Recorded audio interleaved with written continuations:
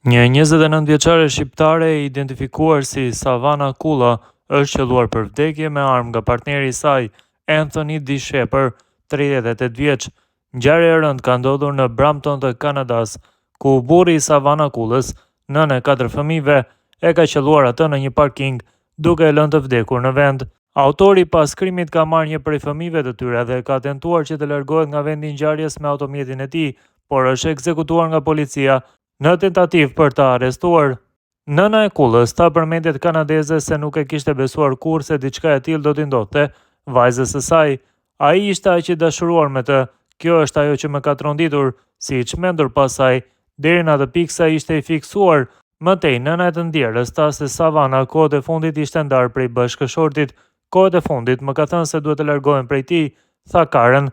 Ajo shkonte të takonte dhe i thoshte kjo ka mbaruar dhe kjo është ajo që bëri në fundjavë, tha ajo mëtej. Nëna e Kullës konfirmoi se Savana kishte një vajzë me D. Shepard dhe 3 djemë të tjerë që aktualisht janë me baban e tyre, ish partnerin e Savanës.